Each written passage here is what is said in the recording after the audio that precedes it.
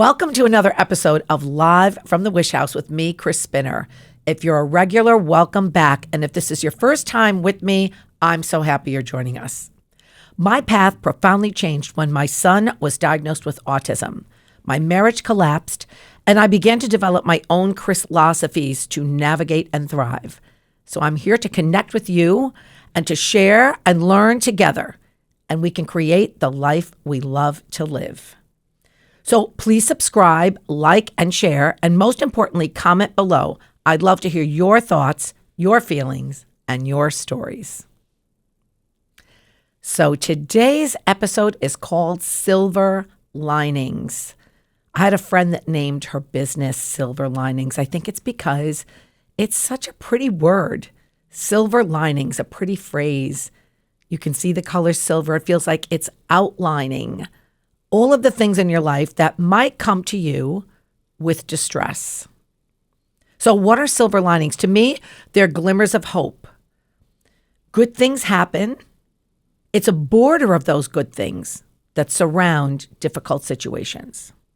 And I think they're really important to notice because they really are the little bridges that get us from one section of our life to the next, or one small problem in our life to the resolution of that problem.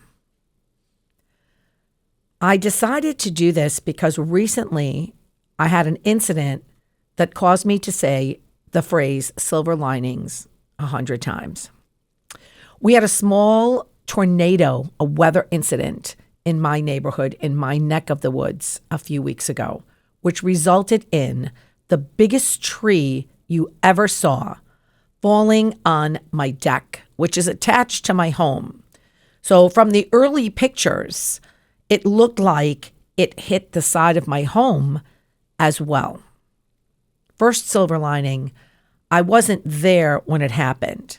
And I'm grateful for that because I would have completely flipped out and I would not have known what to do.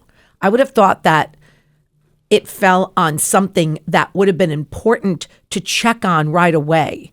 The gas tank, the propane tank, is towards the front of my home, and the tree fell near there. If I was home, it happened in the middle of the night, I wouldn't have been able to see if it hit that tank. And that would have been the first thing that panicked me. So I probably would have called the police. I would have called the fire department, but I would have been in panic. Should I leave the house? What should I do? So it was actually a blessing in disguise that I got a phone call at 6 o'clock the following morning telling me that this happened and that everything seemed to be okay, except my neighbor was looking at a complete disaster. The second silver lining was that my son wasn't with me. So I wasn't home and my son wasn't home.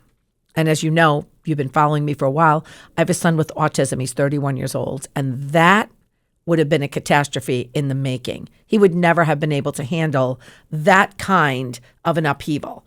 And the one thing that I have to deal with when it comes to my son, Anthony, is keeping things on the DL, keeping things calm and not overreacting when things happen. So if I drop a plate at home and he's with me and it breaks, I have to not get really upset over that because that will trigger him and then his anxiety flares. So this would have been the kind of situation that I would have been completely flipped out in. There would have not have been any keeping anything on the DL. So silver lining number one, extra blessing number one, I wasn't home. And extra blessing number two, he wasn't home. Which, of course, the big umbrella of blessing there is that we weren't hurt. Nobody was hurt. I was in Connecticut. I was visiting my family. I was so excited because the day it happened, the night before, it was St. Patrick's Day. And I had gone to a family wedding, and my whole focus was getting to St. Patrick's Day because my cousins always have a great, fun dinner. We're not even Irish. We're just a bunch of crazy Italians that love St. Patrick's Day. And we always have a big dinner, and we put on the beads and the music, and we dance around, and we have a great time. And this is what I was looking forward to because I hadn't done that with them in a couple of years. So the wedding tagged on to St. Patrick's Day, and I was completely excited, completely ready to go. I was staying at my niece's house, and they had the same storm that we did. And their lights went out about 1:30. I could hear these little alarms. There's alarms on everything now, beeping when all of the power goes out. Of course, nobody else in the house heard these alarms, and I didn't want to wake anybody up. My niece has 2 small children. We don't need everybody screaming and crying through the night. So I kind of made a little tiptoe around the house. Everything seemed okay. And I went back to sleep. And my niece woke up and came in about 6 o'clock and said, I don't think we have power. And I said, yeah, you don't. And you haven't had it since 1:30. And next thing you know, the baby's crying. And of course, you can't go in the refrigerator and the lights are out. And, it was getting a little chilly because it still was a chilly portion of March. And the heat was off. And then my niece's daughter was crying because she couldn't find her St. Patrick's Day shirt. And everybody was in. It was just, we woke up and it was just like its own emotional tornado. And here I am thinking, I'm the great aunt. I'm going to step in and calm everyone down and give my great niece some beads for St. Patrick's Day. And it's all going to go great. And about 20 minutes after all of that upheaval, I get the call from my neighbor who said, it's really not bad, but it's really bad. And she sent me a picture and told me the tree had fallen. She had 2 trees fall behind her house, and then my tree fell in the opposite direction on my deck. And so her silver lining was that although she said it sounded like a freight train and then it sounded like a bomb, which led me to believe it's tornadoes, so small like a microburst, the silver lining for her and the odd thing is that she was surrounded by these giant trees falling and nothing happened to her house. So another silver lining. And when I got home, I straight away got ready. Had to say goodbye to everybody. Kids are crying. I'm all upset. I had to go to the local Dunkin' Donuts just to have, to use the facilities, as they say, and get a large coffee and drive a couple hours home. And when I pulled up, and I am not a very high drama person, but when I pulled up, I burst into tears. I never saw a tree this big, and I could not believe a tree this big was on my deck. And the first thing I noticed was that it was very close to my windows. I have like a sliding door windows. I just gotten my house remodeled a few years ago, and I just got the deck remodeled in December 24, and it was all perfectly brand new. But the tree was on top of a little porch area, a little room area that houses my boiler and my furnace. And so when I first looked at it, I was already thinking the worst. When I got my house, the heat was on.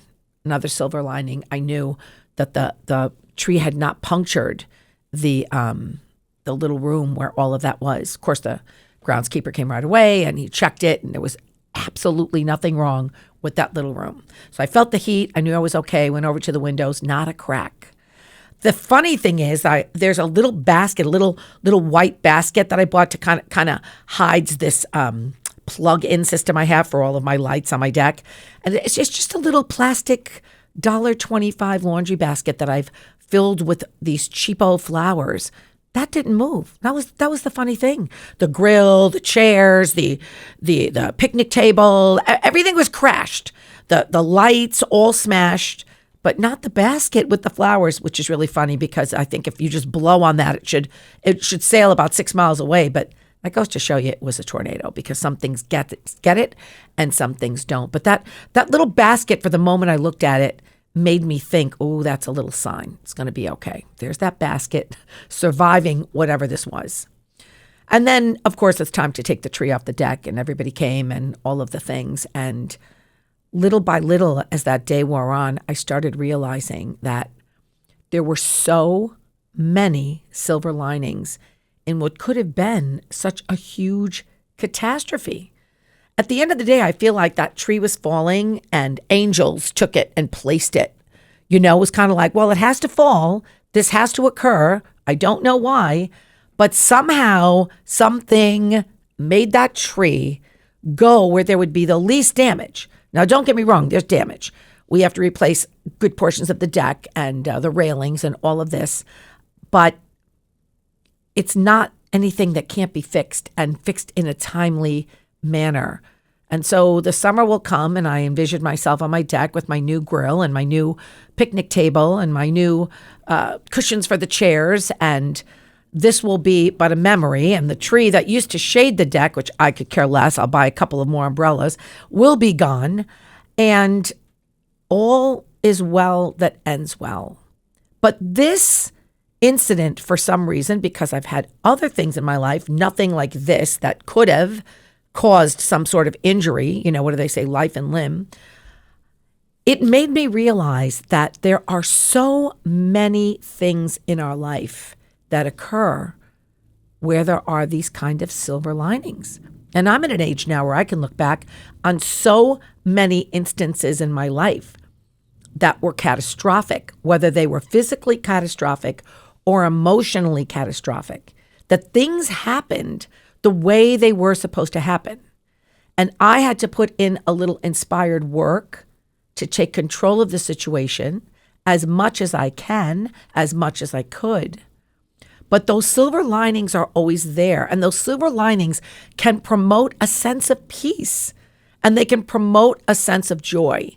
If you can, soon after the initial meltdown, whether that be an actual physical meltdown or an emotional meltdown, or I found myself for 2 or 3 days after this incident, once the tree was taken off the deck, and let me tell you, that was a mighty big tree, I found myself almost emotionally paralyzed. I had my shades open and I could see that the tree was gone, but I couldn't really get myself to do anything of any real consequence. Like I left the house to go shopping, but then I would come home and kind of binge watch a TV show or, get it in my head, oh, I can do that tomorrow. It really did emotionally paralyze me for a couple of days, thinking about all the things that could have been. But what brought me the joy was grasping on to those silver linings. Recently I've been thinking that everything is going to be okay. Everything does turn out okay.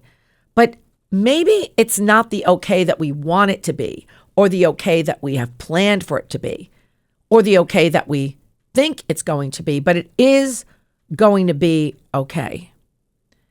And I think it sounds a little remedial, but it's worth a reminder that life is a series of challenges. We're all going to get them. But we have to put in our inspired work. We have to do our best to shift the situation into the best possible outcome.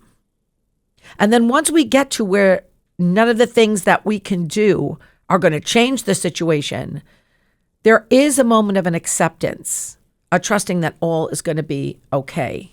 Again, maybe not the okay that you thought, but it is the okay that is. And that's where the silver linings lie. I've had a lot of silver linings lately, a lot of opportunity to notice the silver linings. I had a flat tire the other day, and I was on the phone gabbing on my way home, and all of a sudden I hear thump, thump, thump. I felt like the car was, kind of hitting like a rock. That's what it felt like. And I said to my friend on the phone, I said, "Do you hear that?" She says, "Yes, I hear that." I said, "I think I have a flat tire, but I'm on my way home." And she's saying, "Pull over." And I thought, I don't want to pull over. So once I pull over, I'm not going to move forward again. I wasn't far from my home. I was minutes. So I thought I'd take the chance. A lot of people say don't ride on the rim or whatever, but it didn't feel like it was that bad. And then suddenly the noise stopped. And I was riding, but I did feel like the car had a little bit of an imbalance to it. And then the minute that happened, the little light came on. And now I knew I had a flat tire, but I was pulling into my driveway, silver lining. I wasn't alone on the highway or on the side of the road. I called a friend to see if his friend could come and change the tire. And he said to me, "Don't you have AAA?" That guy reminded me. I was like, "Oh yeah, I have AAA." Called the AAA. Guy was there in less than 20 minutes. Changed the tire, put on the little spare donut thing, whatever you call it. I called my mechanic shop and they ordered the tire and actually got fixed this morning. It was only a 48-hour, not even a crisis. Again, silver linings. I was home. The guy came in less than 20 minutes. It was 1, 2, 3, and my little catastrophe was taken care of. And my son wasn't in the car. That's always a thing for me. Everything is about Anthony in my world. My son wasn't in the car. Made me think about all of the things in my life that have gone on. There's a small one. But that silver lining was a little bridge that got me to feel positive about moving forward. That's a little thing. Everybody gets a flat tire. Not everybody gets a tree falling close to their house, but everybody gets a flat tire. But you can let that get you down for the day. You can let that stress you out till you get the new tire. But that silver lining was the little bit of the bridge, I think about my mom when she was aging, and she had a catastrophic fall, which landed her in the hospital. And all of us met and knew that it was time for my mom to not live at home alone anymore. She couldn't manage that now. We didn't have help in the house. I didn't live close to her at the time. That'll have to be another conversation, that whole elder care conversation that so many of us are going through now. But she was very adamant. One thing about my mom, I've said it before, she lived to 95 years old and she had her mind pretty much up until the end. And she was adamant about where she did not want to go into skilled nursing care, period, end of it. But we all knew that had to happen. But she had a list of places she wasn't going. And she was very adamant about me not calling this and not doing that. And, you know, she was difficult to say the least, with love. I say it with love, but there was difficulty. And we ended up, the social worker said to me, would you like to try this place? And show me the place. And I had no idea. Is it good? Is it not good? Does it have a great reputation? Does it not have a good reputation? It wasn't in the town where my mom lived. It was in the town over. I knew nothing about that town. And here I was facing this decision on my own. My brother isn't here. My father isn't here. I've had my sister-in-law and my nieces, but it's me. It was me. I had to make this life decision for her. And the gal said to me, you know, this is a new management of this skilled nursing community. And they really seem to want to do well for their clients, their residents. And I just said, okay. And here I was in the middle of this whole catastrophic event. And I had good people around. First silver lining. Let's try it. If you don't like it, you know, there's always a chance we can move somewhere else. And that silver lining, that bridge led us to the nicest community with the nicest people. And my mother lived there almost 2.5 years, to the point that it became family for us. I still go there twice a year to entertain the residents, to sing for them, because I can't imagine not seeing the staff and seeing the nurses and seeing the administration and seeing the therapists. I can't imagine seeing the residents, because we all became like a family. So in that crazy, sad, bittersweet change of life, that silver lining was the bridge that led me to the next great thing. And sometimes it doesn't lead you to a next great things. Sometimes it leads you to the finality of something that you didn't want to have happen. But in the end, I really think that's life. And I'm going to talk about that in another episode. But in the end, and I don't mean that flippantly, that's life. I mean, there is a beginning and a cycle to our lives and all of the events that are in our lives. And then there's an inevitable end. And so maybe those endings are part of the silver linings as well. What's the moral of today's story? Look for the silver linings. And as soon as you start to see them, grasp onto them, because that's what's going to get you through. That's where the joy is found. That's where the peace is found. That's where the calm is found. That's where the I can get through this is found. That's where this isn't as bad as I thought it was going to be is found. And then after your couple days of feeling emotionally paralyzed, or your first 24 hours of crying uncontrollably, those silver linings are going to get you to the next level. And I'll see you next time here at the Wish House.